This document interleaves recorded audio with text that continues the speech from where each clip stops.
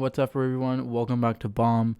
And today's video is a special one. It's our first video of Society of Skeptics, and we'll be interviewing my dad today. We'll just be asking him questions along the lines of money, happiness, life. Yeah. It's quite intimidating with my dad here. Why? I mean, you seem to have no difficulties whatsoever. Asking for money, asking for good food, all that kind of stuff. So why would you be intimidated now? Okay. All right, so we're here with my dad now. Would you like to introduce us a little? Introduce you or introduce myself? Introduce yourself. Okay, my name is Lalit Munasinghe. I am, as Leo mentioned, his dad. And to my left here is Nathan Bo. And they want to have a podcast with me, I assume. A podcast. Yes. And my background is that I am a professor here in the economics department at Barnard College, Columbia University. My interests are labor economics. That's my research area. And I also was a student of philosophy. So my interests span a gamut of topics, from concepts of freedom to labor mobility to incentives and even to thinking about climate change. Nice. All right, so we spent a decent amount of time in New York here, and we've had some really good food, and one restaurant we went to was this really good Afghani food. And when we drive back from there, from the east side to the west side, we cross Park Avenue, and Park Avenue is one of the most expensive places in New York City, right. Manhattan area, and yet we noticed there is absolutely no lights on it, there. And what are your thoughts on that? No one. It seems like no one's on Park Ave, even though it's the most expensive real estate. Right. It's a very astute observation. In fact, about 20 years ago, I was walking on Park Avenue with a colleague of mine who was a mathematical economist here in the business school. And we noticed the absolute same phenomenon. It was about 8 p.m., 8:30 in the evening, typically the time when all the families are back in their homes. So what you would expect to see in a typical household is a lot of activity.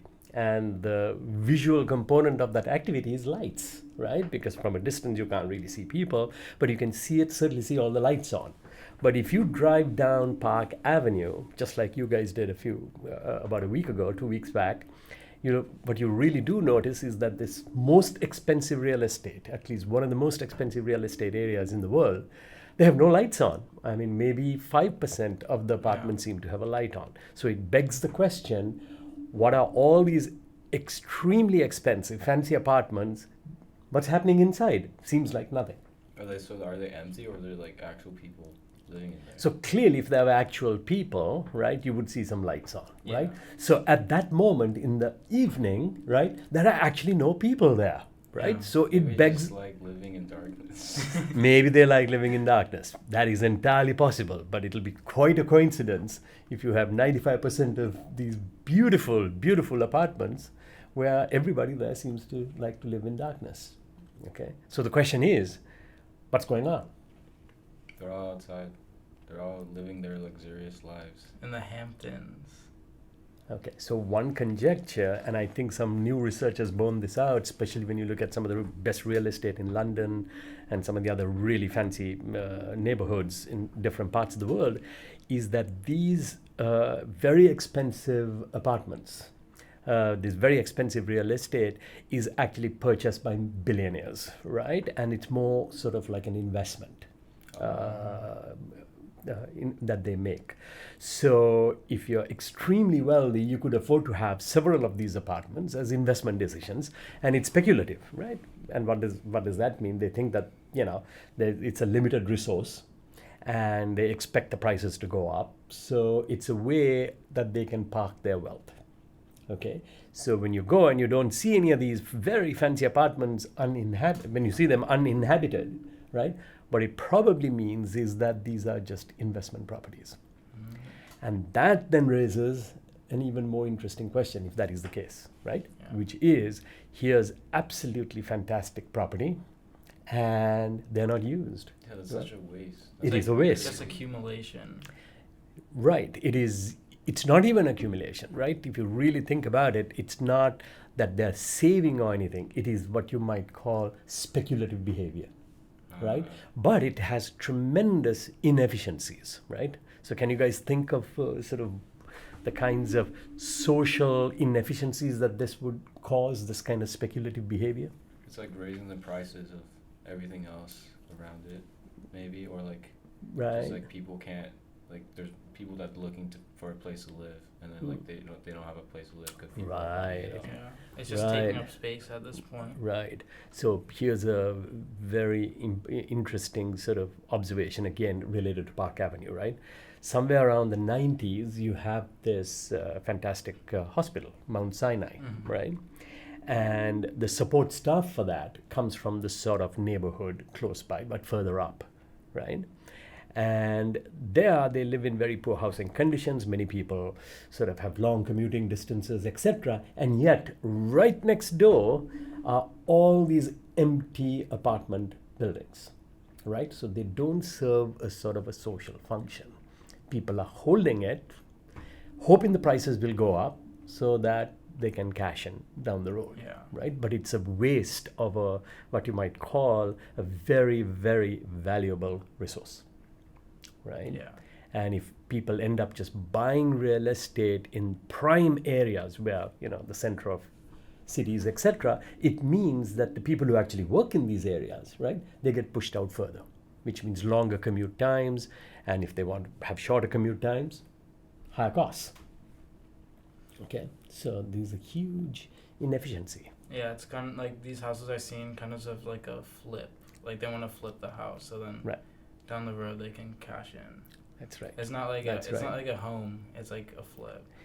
Yes. It's an investment. And that's the entire first observation, right? That it's not a home. Because if you go to a real home, what you see happening there is kids Are coming, people people. are cooking, people are, fighting, they're watching TV, there's activity, Yeah. right? But when will they like want to flip it though? Because it's gonna just keep, the prices are just gonna keep going up. So they're just like, Well, I mean, look, They first have to find a buyer, right? there are plenty of people who are willing to buy, etc. But in these speculative markets, right, it's belief that the prices will go up that will keep raising these prices, right? But then you have what you might call, in sort of economic parlance, bubbles that are created, right? And at some point, these bubbles burst, right? And then these markets crash, right? And then we've seen this happen many times, right? 2008, right? There was a big housing bubble that crashed, right? Prices went right up. And then they realized that a lot of people who had actually bought these houses, they couldn't pay back, right? And there was a collapse. They defaulted, right? Yeah. And banks took them over.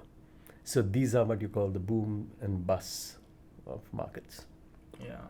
And like I guess connecting to these Mhm. people on like who these billionaires who like buy a house on Park Avenue and like extravagant other locations, like it's kind of like their values are like kind of they're kind of clear, like they're it's like focused around money and like money accumulation and like how do you think you differ from that? Like how do you think your values are like different from that?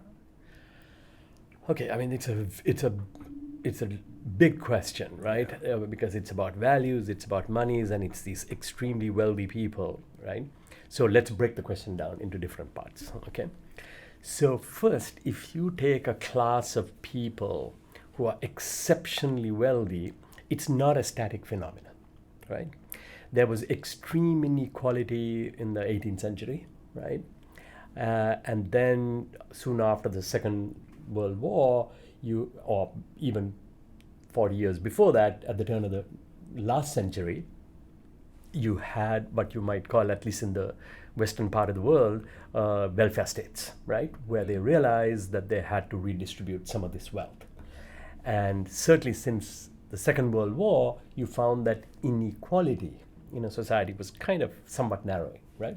But starting in the 70s, late 70s in particular, you found that income inequality, wealth inequality even more so, started to widen, right?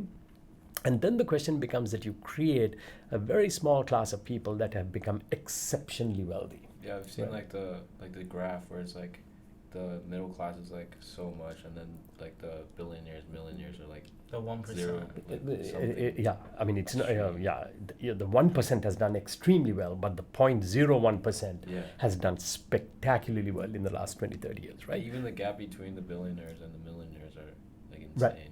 Yeah. Right. So the important so there are lots of interesting questions about this, right? Firstly, what caused this widening of this inequality is one question. Then the second broad question is what are the impacts of inequality in general and this sort of widening inequality in particular, right? And those are very important questions, right?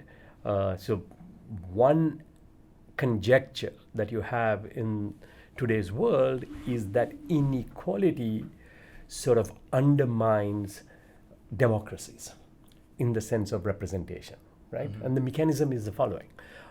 You might think that the extreme wealthy people, right, have more power in terms of what kind of social policies get implemented. Because essentially, at least in the US, you have a lot of money that is pumped into the legislature, okay? So there's a very interesting statistic out there that shows that if you take policies, right, and you look at what are the popular policies among the bottom 70% of the population, right, those things never make it into law in this country, right? But as you move up the income bracket, as you move to the 20th percentile, the 10th percentile, the 1%, their interest or what they want gets implemented as policy. So here's an example. There is majority support for sort of better benefits in terms of maternity leave, right? But in the US, right, just can't get it to pass. You can't get Congress to agree on this, right? But of course, the extreme millionaires, billionaires, the business class they have no interest in doing this, right? Because it means that once a person is pregnant, they get leave, they can get leave for about a year, like in some of the other developed countries, etc.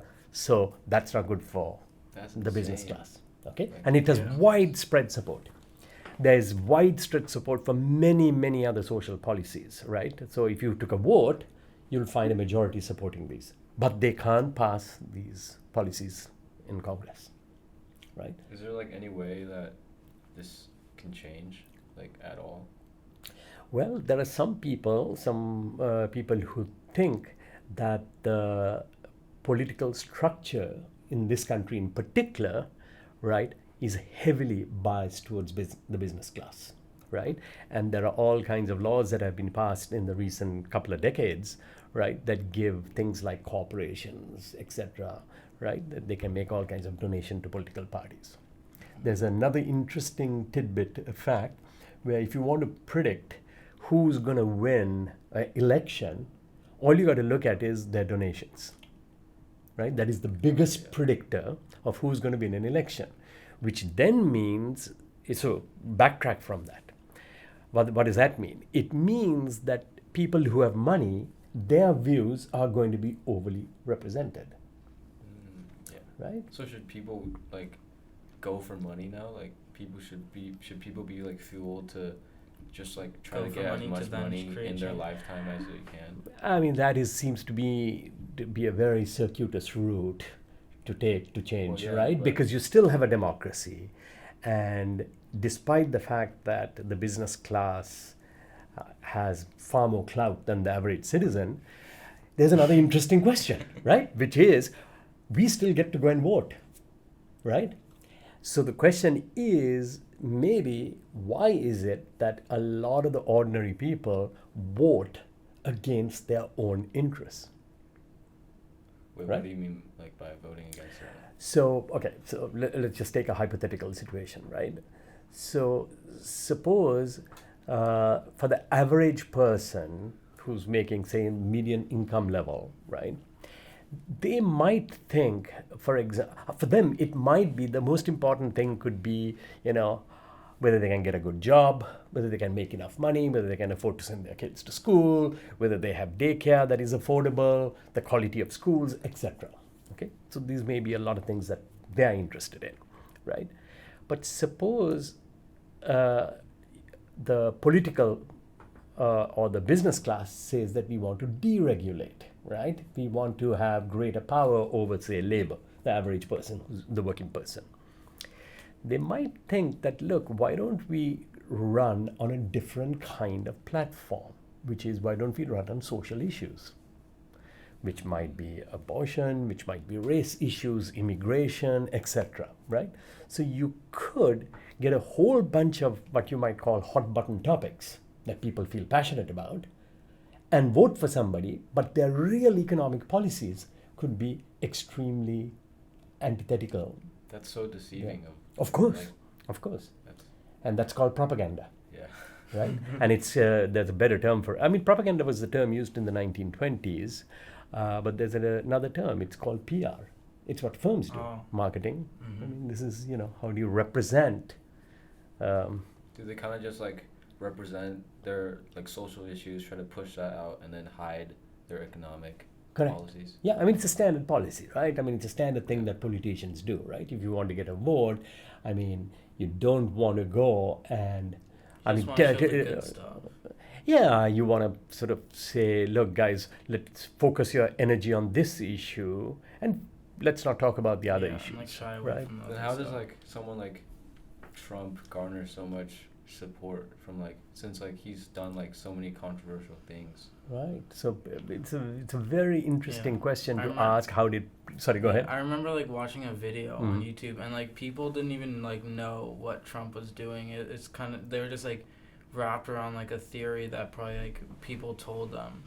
So like I remember it was like some guy, he was like making fun of them, and he was like, what do you like about Trump, and like what do you think, like why do you think he like will benefit you?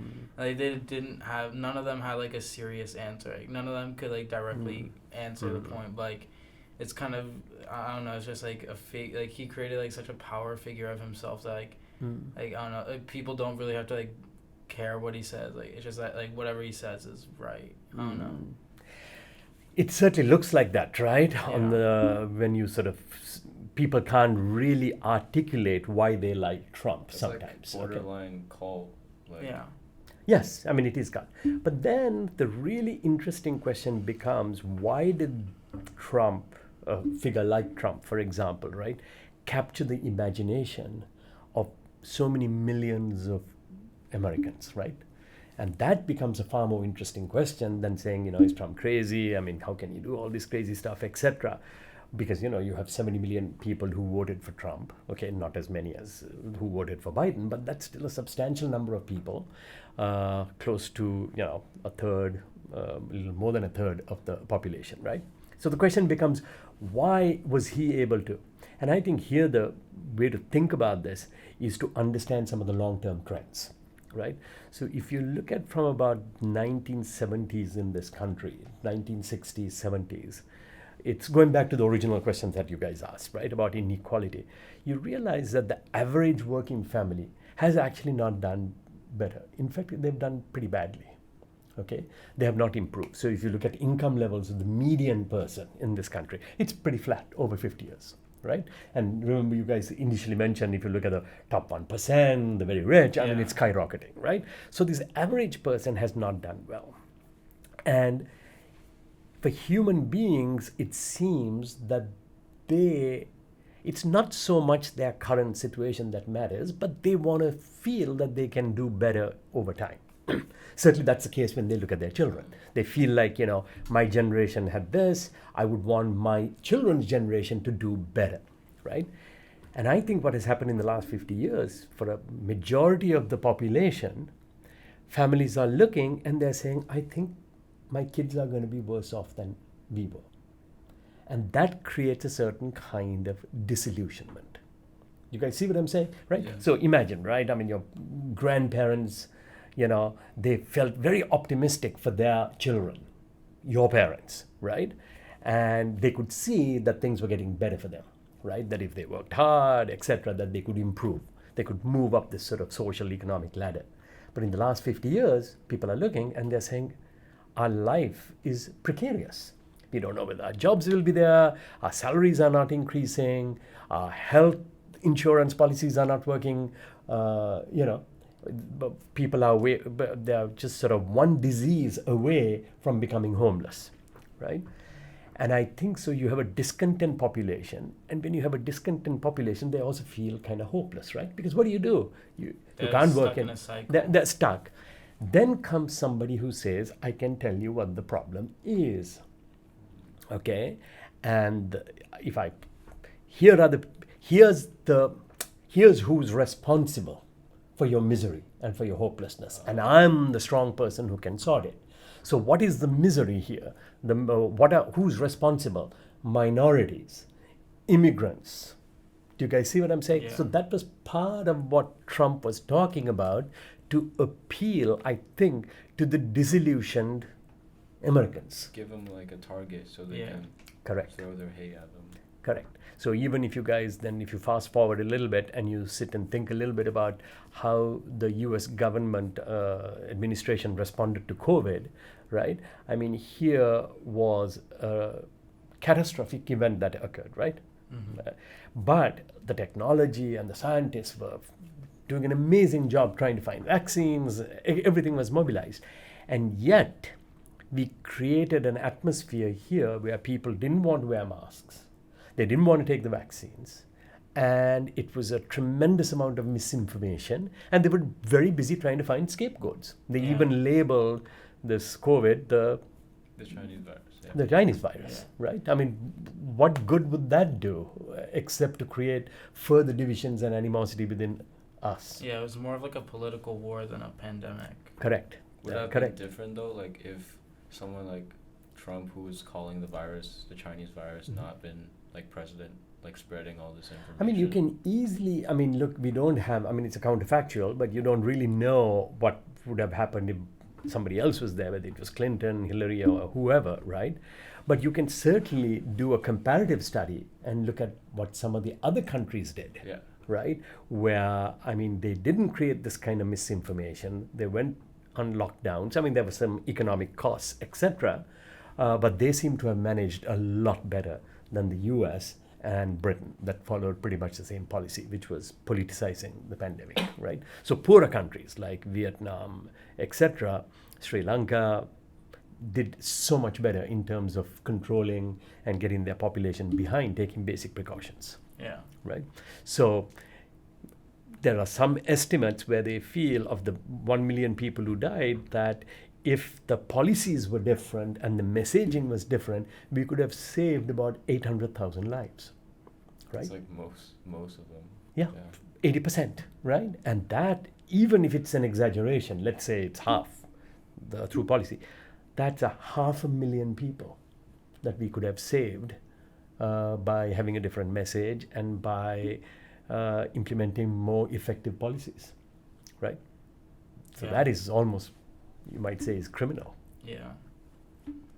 And it's crazy how it was just like, I remember people just would yell about wearing a mask and stuff. Like everyone would complain at the height of COVID.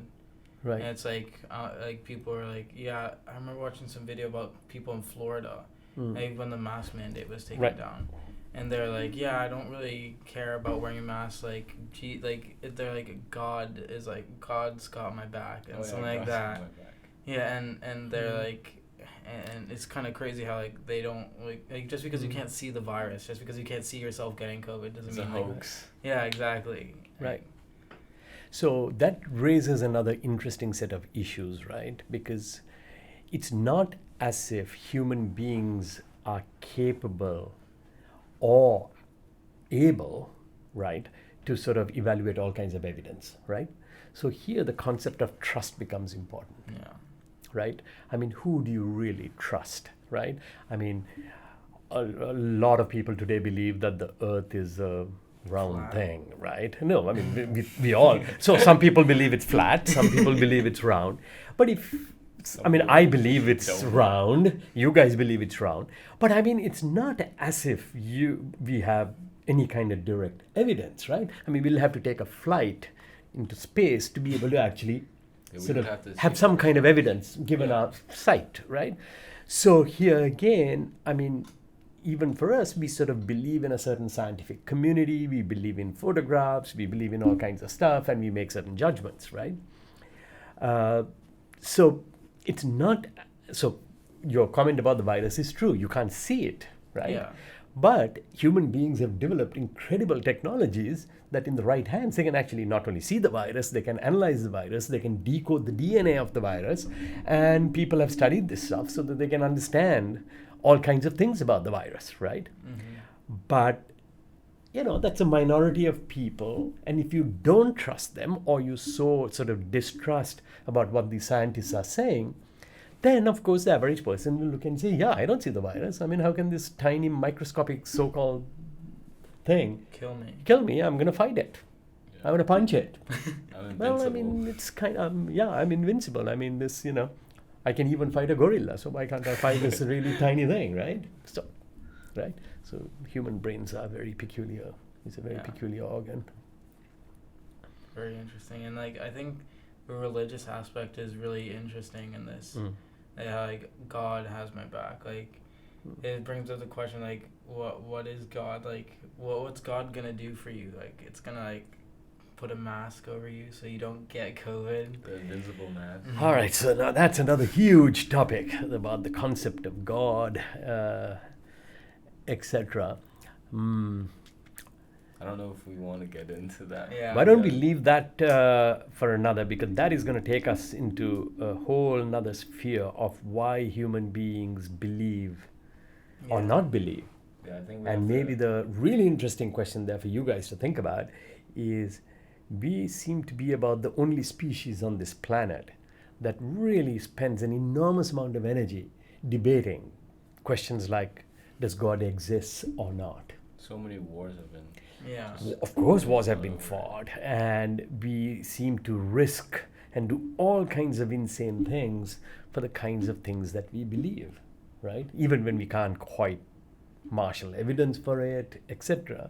But we seem to have very strong feelings associated with some ideas, right?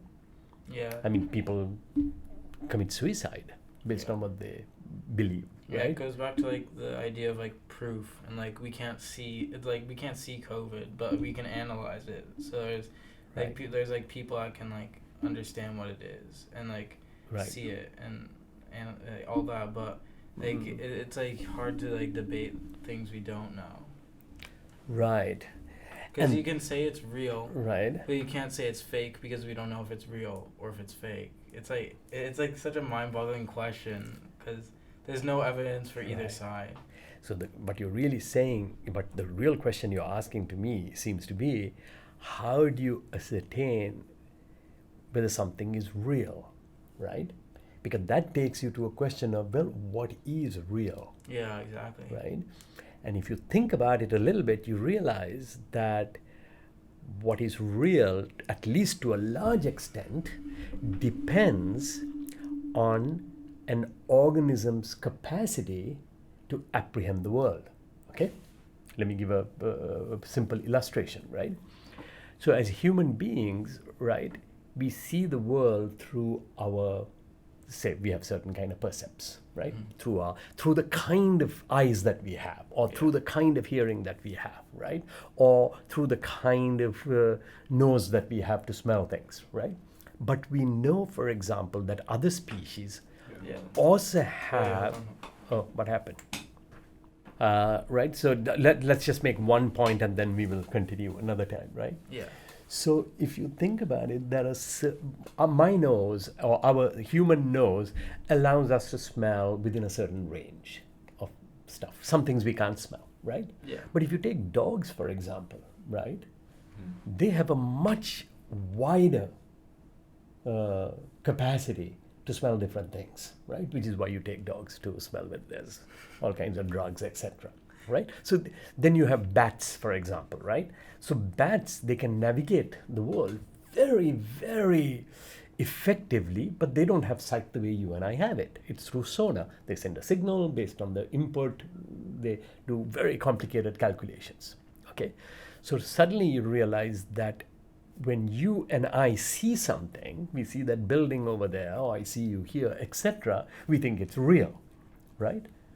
But it's quite a challenging thing to say, well, what is really out there? Because what I have to say real is my construction of some signals that I'm getting from the outside world. And that signal is dependent on the kind of brain and the computational powers that I have in my brain, right? So the very question of what is real, so for example, we might say, oh, this table really exists, right? But and we say, look, I mean, there are certain features about this table. I mean, I can't push this, etc. But from another perspective, if you ask a physicist, most of this is just empty, right? I mean, these walls are mostly empty, right? Now, we might say that this space here is kind of all empty because we can easily move around. But this is precisely the sphere in which COVID exists. Sound waves exist, okay? All kinds of imperceptible gases exist. Yeah, we just can't see it. We just can't see it. So it just tells you immediately that even to address the question of what is real is extremely complicated the minute you start thinking about it, because you immediately realize, oh my God, what I take to be real is completely dependent on my species characteristics.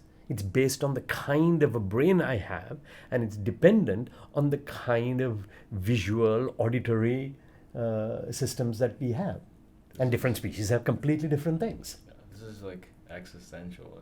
It's like, are we real then? Like, yeah, I was like thinking that now. Like, is this real? Like, yeah, and that is why in my philosophy class I get my students to look at the matrix, because that's exactly right. Because look, at the end of the day, if you think about it, right, this entire thing that we are experiencing right now is nothing but electrical signals in our brain. Yeah. Right? So suppose, for instance, you take me out of this, you put me into some with electrodes, etc., and you stimulate exactly those neurons that are stimulated right now, this entire thing will look just as real. Yeah. And this is a whole philosophical problem. Yeah, go ahead.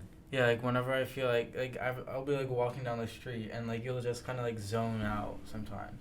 Right. And like I'll be like, I always think back to like the Matrix, where there's like all those like millions of like bubbles of people, and it's like, am I in one of those? Like, how do I get out? Right. Like it's so weird, because like you're like so in the moment, but then like when you like take a step out and like you're like just walking like on autopilot, it's like, whoa, get out. You know what's trippy though? Like deja vu is like the most trippy thing. Like you feel like it happened already. Right. And then you're like, what's going on?